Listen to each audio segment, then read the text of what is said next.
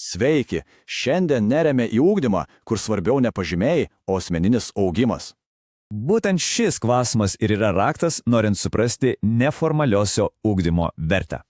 Paprastai tariant, tai mokymasis, kur viskas sukasi apie patį žmogų, jo poreikius ir patirtį. Kitaip nei mokykloje, čia svarbiausia ne sistema, o asmeninė besimokančiojo kelionė.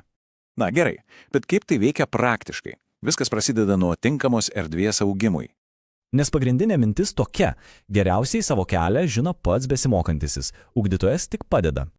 Pirmiausia, svarbu suprasti individualias mokymosi zonas, o jų yra 3. Ugdytojo tikslas – rasti tą aukso vidurį, iššūkius būtent mokymosi zonoje. Būtent laisvė rinktis ir žaidimas išlaisvina kūrybiškumą, kurį rutina dažnai tiesiog užgesina.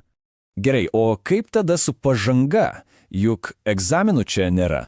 Pasirodo, tikrasis mokymas įrodomas ne pažymys, o gebėjimas apmastyti savo patirtį.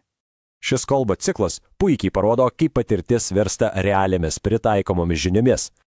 Trumpai tariant, jei žmogus pats supranta, ką išmoko ir ką darys toliau, mokymasis pavyko.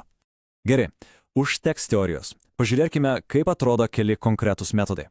Pavyzdžiui, asmeninis planas padeda labai aiškiai susidėlioti savo tikslus ir žingsnius. O štai vandeniukas – tai vizualus būdas įvertinti patirtį ir paaiškinti, kodėl būtent taip. Arba lagaminas, kuris padeda apčiuopiamai susidėti tai, kas buvo vertingiausia. Taigi, kas svarbiausia iš viso to išsinešti? Esmė paprasta. Tai įgalinimas pačiam valdyti savo tobulėjimą per savęs pažinimą. Ir pabaigai, klausimas pamastymui. Kaip šie principai praturtintų mūsų kasdienį mokymąsi?